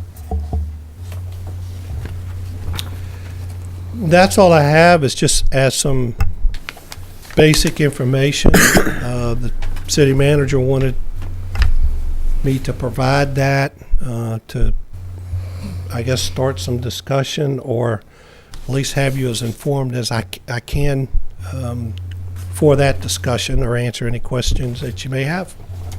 Discussion? Well, what do you and the department want to do? Because we've discussed this before, and I know where we were a couple years back, and obviously it doesn't look like we've hit those goals. You know, it's a difficult question to answer. We take what we have and we do the best we can with it, which is what we're currently doing. So we tend to lean towards not getting rid of something, particularly in this case, getting rid of something that we probably never will have again for many, many years. However, when you look at what the cost is, the time invested, the return on that, what our options are if we don't have it, what we potentially can do if we do have some funding or have the money if we sell the Quint, because we have some needs that are coming up. There's some equipment needs, some vehicle needs that are pretty critical. And so, you know, I would answer the question with, if we're not going to get the staffing, then I think we should sell it. And if I'm not going to be able to purchase some other equipment in the future, then I think we should sell it. If we need that money, then I think that's what we should do. If we don't have to do that, then we could keep it. But we're going to need to have the staffing to use it and provide more services. Right now, we're just providing limited services, and it's costing money to do that. What's our fleet right now, and is there a vehicle or an engine that we can use in substitute of the Quint? Well, we have two engines. Our primary engine is a 2009, and then our reserve engine is a 1996, which is due to be replaced or should be replaced next year. So that would be one of the things that I would be asking for or discussing, you know, next fiscal year. Of it's within the 20-year-old truck, you know, it's time to replace that. We don't have anything that we would be able to use ladder truck wise. So if we got rid of the Quint, we would be dependent on Manassas City and Prince William County to provide those services for us. Now, But they're doing that now. right, they're doing that now, and they do provide other specialty services for us. Example, we don't have our own hazmat team. We have the ability to get a hazmat team into our city if we need it, but we don't have our own hazmat team. That's a lot of money. You're talking millions of dollars worth of equipment, training people to be able to do that. We don't provide that service, but we have the ability to get those services. We don't have a technical rescue team. Again, a lot of money and a lot of equipment to do that. We don't provide those services, but we have the ability to get those services into the city. What we do is we support those efforts. We don't provide them or have to pay all the money to have those services. Same thing with the ladder, you know, with getting a ladder truck. We're not providing that service. We're getting that from our mutual aid partners. But we are spending some money in having a ladder truck, essentially having a ladder truck that we don't really use that much. So I've got other needs coming up. I don't want us retaining the Quint to prevent us to be able to get some additional needed equipment in the future. What do you think if the city decided to sell it, would it get pretty close to the estimate that you provided? Yes, the current value, that came from a vendor, someone, you know, it kind of depends on the route we take in selling it. But he's saying $250,000 to $300,000. He felt comfortable that we would be able to get, for that.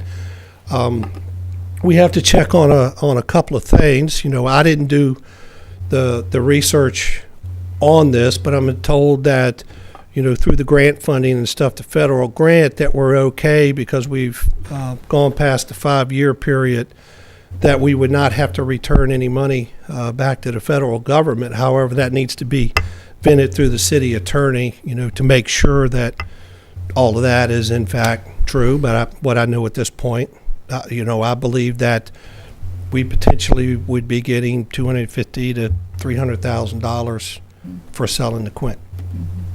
To replace the engine, how much is that? Well, 96 one. it would be anywhere from $650,000 to $800,000, depending on what we get. We could be at the high end if we do get rid of the Quint, to be able to supplement a little bit of that.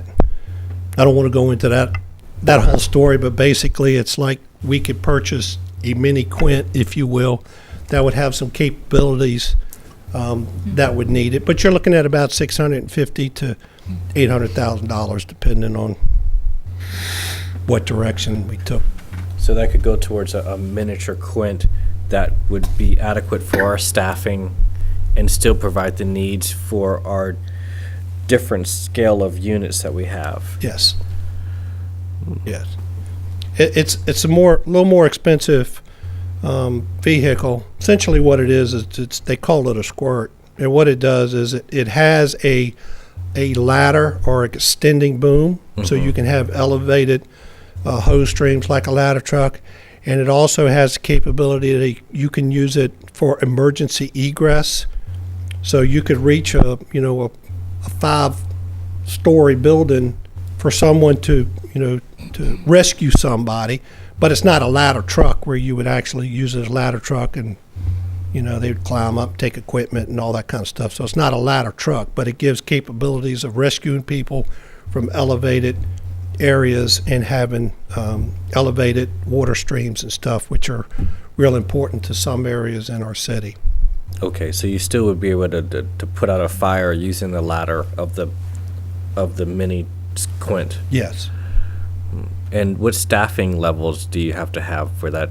Four would be what would be recommended for that. Okay.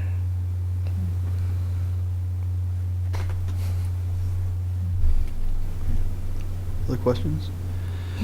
I was just on the math on the Quint activity projected for fiscal 16, using an 8-hour business day. I know fire days aren't 8-hour business days, but we spend 750 hours training for and taking care of it.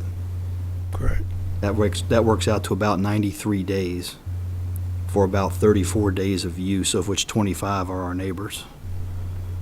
So we're getting about 9 days of use in the city for 93 days of caretaking. Yep. Now, is the miniature Quint or the mini Quint more durable or requires less maintenance than the larger Quint? It would be less expensive to operate. Yeah. It's a smaller unit. One of the challenges we have, and we talked about this before, when there was an attempt to use the Quint and run it first due and all that kind of stuff, is that it's just a difficult vehicle to drive around the city because it's a big truck. Yeah. And there's a lot of tight spots and stuff to get in, so it's very challenging, and it's really not the right truck to use that for. However, the vehicle, the mini Quint, if you will, is a smaller vehicle, and it would allow us the ability to use it as a first due truck and to get around the city appropriately. It's not really any bigger than the fire truck we have now. It just has a ladder on top, 55-foot ladder on top, where you can rescue people and you can get elevated water. So if you've got, if you're in some of these areas with our townhomes, particularly down in, Park Station, there are some areas down there that are 5 stories.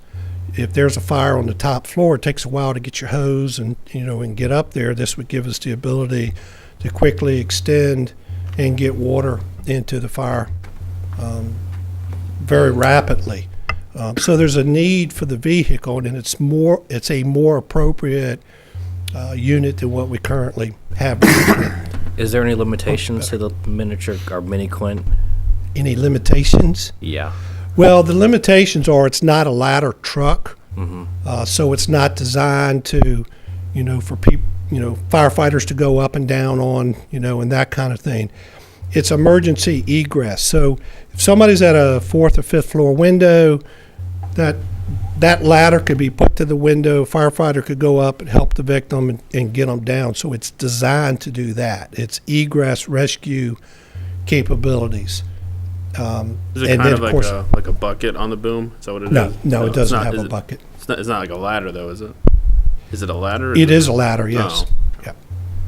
Is there any of the fires that we've had that the mini Quint wouldn't be able to serve and rescue and to put out a fire? No. Okay.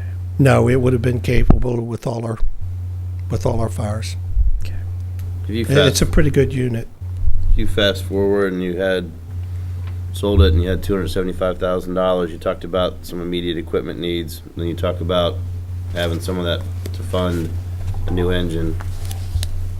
Kind of not real specific, but can you break that down, how much of that money you would use now for immediate needs, and then how much you could put in the bank to look at a new engine? Well, two things that, I propose, with CIP that I hope to be able to do this fiscal year or, within the next year. One of them was a command vehicle.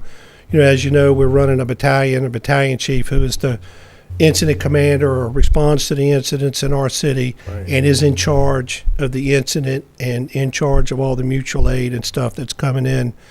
One of the things that Chief Evans and I have been working on and discussing, and we found this need at the incident that occurred at the elementary school a few weeks ago, is that we need to have a vehicle that's compatible for us to be able to set up a unified command where police and fire are working together. And so we need a vehicle that's larger, a little bit larger than what we have, and has a little bit more equipment than what we currently have. That's pretty critical, I think. And also, we would use that vehicle first, and then what we're currently using, which is getting a little old, that would be our reserve for when that vehicle needs maintenance or what have you. Of course, the engine, we need to get a new engine because our reserve engine is going to be 20 years old next year, so that's due to be replaced. And in 2 years from now, we should be replacing a medic unit, our reserve medic unit. So those are the needs. If I could, I would like to address the command vehicle and get that taken care of because it's important right now, and then start working on the engine and then the medic after that. You've also got in the CIP, Lucas CPR device for $17,000, hydraulic stretcher for $17,000, and the washer for protective clothing for $15,000. Right. Yeah, I remember the hydraulic stretcher, and you guys mentioning that. That did sound like a useful piece of equipment. The Lucas CPR device, we actually have applied for a 50/50 grant with the state for that. We haven't heard back on that yet, but our hopes are that it would be funded and that we would get the matching grant for that and be able to move forward. Okay, and you've got the air compressor and the new fire equipment, jackets and all. Right. And how about your breathing apparatus? That's coming in. Okay. We got a new vehicle, fire marshal staff vehicle for the fire marshal. That should actually be in a couple of days now. It's pretty close to for that to be in. But all this stuff is starting to come in, and with that equipment, so it's very helpful. And new very hoses, helpful. right? That you guys were asking for new hoses as well. We did purchase new hose. Got it in here. That is already, you do. Got it, yeah. It's all on the truck. Okay. So if you look at our engine, we finally got our first out engine back. It had some issues at the shop, but we finally got that back. But if you see that on the street, you'll see brand new hose on that. That's all been taken care of. Well, just a comment, if the decision were to be made to sell the Quint, I would hope that the proceeds would be designated to the fire department and not be spent on anything else. I think that would be appropriate. I agree. Yeah, I agree. That's your money, and absolutely. So, Yeah. any other questions or comments? Not looking, your discussion only at this point, not looking to either declare consent or put a vote on the table unless the governing body wants to. Are there any first reactions or thoughts to provide some preliminary thoughts to the chief and city manager on how to move forward? I'm in favor of moving forward with selling the Quinn and giving him the remaining proceeds of the sale for his CIP needs and his equipment. As long as the chief is in agreement. And I guess probably the discussion point for us would be, the chief kind of caveated it with, if we're not going to staff it, it's not providing a lot of value. Right. Was my sense. And I haven't seen any projections that would allow us to get to the staffing Yeah. levels unless there's something else that others are thinking of. I don't think we're going to be able to do that. Okay. Well, hold on. Oh, Chief, do you want to take some more time to think about this? Because you mentioned some, reluctance to go one way or the other. Or do you want us to go ahead and give you some approval for an action? Well, I'm not really looking for any action tonight. I think, our plan, talking with the manager, was just to get this information out and start some discussion. We have to verify, working with the city attorney, we have to verify that if we sell the Quint, that money would, be coming back to the city. And then this is very helpful for me in my decision we need to have a plan, and we've talked about it before. It's like, I got a truck, but I don't have the people for the truck. So if I'm not going to have the people for the truck, I don't need that truck, but I do need other things. Right. And so it's helpful to, get that direction as to, which way we're going. If it doesn't look as though the additional staffing is going to be able to happen, then I don't need the truck. I need the money so I can, get some other things, have some other needs and stuff. All right, I think you got some feedback that you can work with, and to Preston's point, you can take that back and come back with a recommendation. Okay.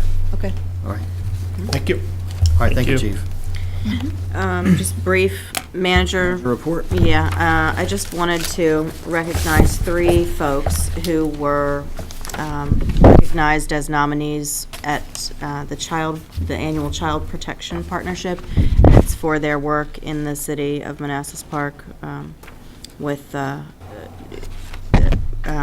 do with keeping children safe. And those 3 folks are Sharon Castillo. She is one of our employees in the Department of Social Services. Patricia Chappell, who's one of our employees in Park and Rec. And the third city person that was recognized was Jennifer Kiernan Graham with Manassas Park City Schools. So I just wanted to go on record as congratulating them. That's great. That's great. Missions. The second thing I wanted to remind you guys about is next week we do have a special meeting on Tuesday at 7 o'clock. It's a public hearing for the Manassas Euclid intersection project. So that it's not a regularly scheduled meeting. I did just want to remind everybody of that. Thank you. Okay. And Go as ahead. far as budget discussion, today is actually Gary's anniversary, so he is not here tonight. I don't have anything specific. I just wanted to keep putting this on the agenda to give you all an opportunity to throw things out if there was anything you wanted to discuss. Well, please tell him I said happy anniversary. It's a big one. I think it's, I want to say it's 25? Yeah, Oh my 25. gosh. Mhm. That's nice. Okay, are there topics for budget discussion? I think No, you've got the guidance. The only request, Kim, is over the past couple of months, like, I've been kind of disconnected from emails because of work-related travel and personal travel, and I missed a couple of meetings, and lots of actions and decisions have been taken, and guidances have been given to you in respect to budgets and other kinds of things. Can you summarize those actions and what are the impacts of it, pertaining to the budgets, so that we can keep track of what we are approving and how it's impacting and how it's been reflected in the budget? Because when you had originally presented the city manager's budget, we received it and we gave you certain recommendations, you sent some information. So I just want to make sure that we're not losing track of it. And No, absolutely. Gary has a summary sheet, and I think he passed it out at the last meeting. I thought I had it in here, but I don't. But off the top of my head, the things that have changed that have been added, there was one of the COLA scenarios for 115, 120,000 was added back into the budget. yeah, so I'm just going back to it. Just let's take the example of the COLA scenario. We made some recommendation. You provided, a spreadsheet with 3 options, and then you added a 4th option. But I don't remember, a consensus, or at least, maybe I was not present, a governing body picking one or the other option. So that's where I think, going back to the same thing, that item 7A minutes, the consensus, I'm not sure, if we gotten any consensus on any of those action items. And I just wanted to make sure that, we are all crystal clear. Yeah. There was never any consensus on the COLA other than that you all wanted to do something. So the number that we plugged in was I think it was like the cheapest option that I came up with. And then after that, Mike had asked for a 4th scenario, which came out to be less than that. Which was it a was around 1%. 75,000 or something I like think it that. was a 1% across. But no, there was never any consensus or direction other than that you wanted to do something. Right, and which is still holds true, and I don't necessarily want to go with the cheapest option. We need to probably they give you a direction which one we want to go, so that's why I was saying, maybe that is just as an example. If we can get a summary sheet, and then maybe we can all discuss and then give you Sure. a guidance on which option we want it included. Was there still a gap? I mean, I know you're still short a little bit, or Honestly, what we ended up doing was on the summary sheet that do any of you have it from last week? Okay, so you'll see on there, that there is, 200,000 showing for transfer from proffers to debt service to, shave off that, it was that jump in debt service to $1.9 million. Basically, that is, I mean, it's moving money around. We were using general fund and trying to get our numbers down to not have to supplement that debt service. So on that sheet, we show money being taken from proffers to pay for that debt service, and that's basically where the COLA is coming from. and there's 6 reductions in staff. Is that correct? That's still accurate? Whatever it was 4. There were several reductions in staff that I can go over in closed session if you want to. I'd rather not do it open Right. session. Do you have that information? I think last time you had mentioned 4 things that you were really looking for at the macro level input on. Mm-hmm. School funding source, I think you've got guidance on that. Proffer money for capital improvements, IT capital, and COLA. Yes. Those were the 4 macro items. Those were the big things. Then that the were kinda summaries laying were out all the there. puts and takes from the different Yeah. things. So maybe an updated summary sheet based on the last dialogue. Sounds like, Sue House, there might be some details around personnel that would be good for you to get. And I think, at some point, we are gonna have to say, okay, tonight, we're discussing the capital stuff, because we haven't done that yet, and we need to, because anything that you all decide to fund from capital is gonna have to come from proffer money. I'm sorry, could you It's speak gonna a little louder? Sure. Anything that you all decide to fund in that capital budget is going to have to come from proffer money. So at some point, we need to just, and maybe that happens on the 19th. Yes. Anything that's capital, not from another dedicated or identified Correct, source, right? correct. Like enterprise Or or some of the grants seizure or funds or- federal, yeah, Mhm. okay. I think we began that with the pool. That was an immediate capital. So, yeah, I think we can have that discussion on the 19th. So And- that's what, like, now that was in the CIP for FY16, but it was already, acted upon. So that's why, like, I'm kind of losing track of, what has already been approved and what's still pending in the FY16.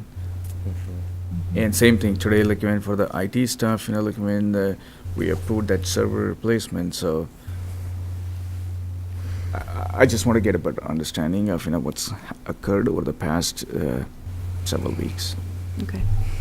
It'd be good to show those hits, too. We just took 55K from proffers, right? So I know Gary's got some fund trackers there.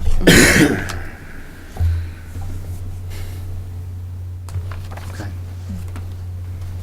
So that's guidance for discussion for the 19th. Are there any other items for tonight for budget? Okay. With that, I think we're up to closed meeting. Have a recommendation, Dean? Yeah, I recommend the governing body go into closed meeting to discuss the assignment, performance, demotion, and salaries of specific public officers and employees of the city, to consult with the city attorney regarding 2 legal matters requiring the provision of legal advice by the city attorney, and to discuss the award of a public contract involving the expenditure of public funds, and to discuss the terms and scope of such contract where discussion in open meeting would adversely affect the bargaining position of the city, pursuant to paragraphs 17 and 29 respectively of subsection 2.2-3711A of the Code of Virginia. Is there a motion to that effect? So both. Second. Motion and a second. Any discussion?